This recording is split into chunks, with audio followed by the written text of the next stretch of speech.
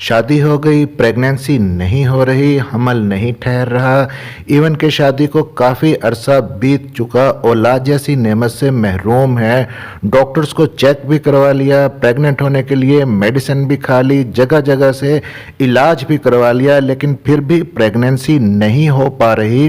तो इस वक्त इस वीडियो को देखने वाले, चाहे आप एक मर्द हैं या एक खातून हैं, तो आज की ये वीडियो दोनों के लिए बहुत ही इम्पोर्टेंट होने वाली है, क्योंकि मैं आपके साथ शेयर करूंगा 3 ऐसी चीज़ें जिनको आप इग्नोर कर देते हैं, नज़रअंदाज कर देते हैं, और इन 3 चीज़ों पे आप तवज्जो ही नहीं देते तो प्रेगनेंसी नहीं हो पाती। और इन 3 चीज़ों पे आप मर्द और ख़वातीन दोनों ने अमल करना है अगर औलाद चाहिए तो। मेरा नाम है डॉक्टर ताहिर।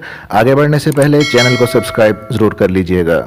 अब प्रेगनेंसी कंसीव करने के लिए जो सबसे इम्पॉर्टेंट और पहली चीज़ है वो है आपका बीएमआई, जो नॉर्मल होना चाहिए, यानी कि बॉडी मास इंडेक्स। आपने परेशान नहीं होना कि ये बीएमआई क्या चीज़ है, आसान लफ्ज़ों में समझाता हूँ। एक्चुअली यहाँ पे बताना ये चाहता हूँ कि अगर आप ओबीज हैं, मोटापे का शिकार हैं, चाहे आप मर्द हैं या खातून हैं, तो मोटापा अगर किसी को भी है तो आपकी प्रेगनेंसी कंसीव होने में मुश्किल हो सकती है, क्योंकि जितना आपका वेट ज़्यादा होगा आपका बीएमआई भी उतना ही ज़्यादा आएगा। अब ख़वातीन जो मोटापे का शिकार होती हैं, प्रेगनेंसी नहीं हो रही, अपने वज़न को कम करती नहीं हैं और डॉक्टर्स के पास जाती हैं कि हमें प्रेगनेंसी नहीं हो रही, तो सबसे पहली और इम्पॉर्टेंट चीज़ आपके लिए ये है कि अपने हेल्दी वेट को मेंटेन करें, अपने वज़न को नॉर्मल करें, अपने बीएमआई को नॉर्मल करें। क्योंकि मोटापा जब ख़वातीन को होता है तो उससे उनके हार्मोन्स डिस्टर्ब हो जाते हैं, हार्मोन्स का बैलेंस डिस्टर्ब हो जाता है, एग्स की क्वालिटी ख़राब हो जाती है।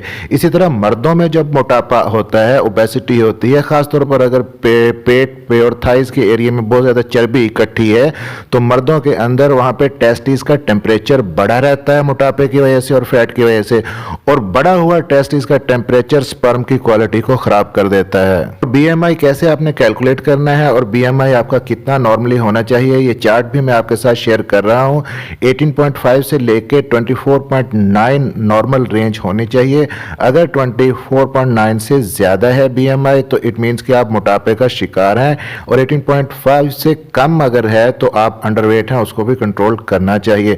बीएमआई कैलकुलेट कैसे करते हैं, इसका फॉर्मूला तो वैसे ये है कि weight in KG divided by height का स्क्वायर इन मीटर्स, लेकिन आपने इस चक्कर में नहीं पड़ना, सीधा सीधा ऑनलाइन गूगल पे जाएं, वहाँ पे लिखें बीएमआई कैलकुलेटर, आपके सामने बीएमआई कैलकुलेटर खुल के आ जाएगा। वहाँ पे अपनी हाइट और वेट आपको पता होनी चाहिए, वो पुट करें, आपका बीएमआई निकल आएगा। तो बीएमआई को, अपने वेट को हेल्दी रखें, बीएमआई को नॉर्मल रखें।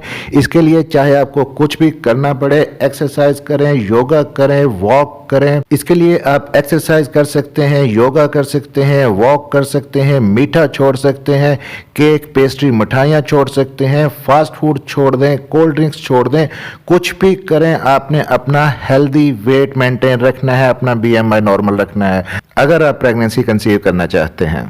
अब दूसरी जो इंपॉर्टेंट चीज़ जो प्रेगनेंसी कंसीव करने के लिए बहुत ही ज़रूरी है, जिसकी तरफ आपकी तवज्जो नहीं जाती, वो है प्री एग्जिस्टिंग डिजीज़, यानी आपको पहले से कोई और बीमारियां हैं, आप उन पे तवज्जो नहीं दे रहे, उनका इलाज तो आप करवा ही नहीं रहे, प्रेगनेंसी के पीछे पड़े हुए हैं। सपोज के आपको शुगर है, ब्लड प्रेशर है और कोई ऐसी बीमारी है, तो पहले उसका इलाज ज़रूरी है।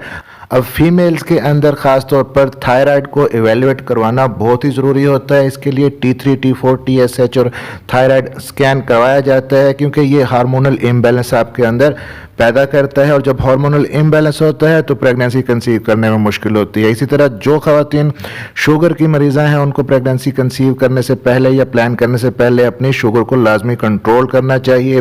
फिर अगर आपको पीसीओडी है, पॉलीसिस्टिक ओवेरियन डिजीज़ है, तो पहले इसका इलाज करवाएं, उसके बाद आप इजीली प्रेगनेंसी कंसीव कर सकेंगी। और सिमिलरली अगर मेल्स की बात करें तो उनके अंदर भी कुछ बीमारियां ऐसी होती हैं, जैसे कि शुगर है, ब्लड प्रेशर है, या वेरिकोसील एक बीमारी होती है जिसमें टेस्टिस की वेन्स फूल जाती हैं, स्पर्म की क्वालिटी ख़राब हो जाती है। तो इन बीमारियों को पहले ट्रीट करना ज़रूरी होता है प्रेगनेंसी जल्दी कंसीव करने के लिए।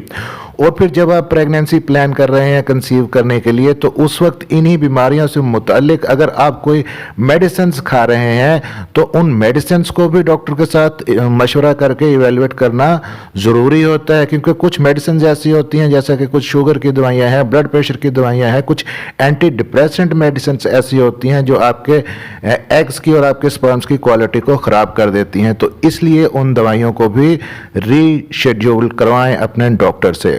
अब तीसरी और आखिरी जो चीज़ है जो बहुत ही इंपॉर्टेंट है और प्रेगनेंसी कंसीव ना होने की एक बहुत बड़ी वजह भी है, वो है स्ट्रेस, टेंशन, परेशानी। अगर आप मेल हैं तो किसी भी किस्म की कोई स्ट्रेस है, आपको टेंशन है, काम का बर्डन है, पैसे की स्ट्रेस है, तो इसको कम से कम करें, इस पे ओवरकम करने की कोशिश करें।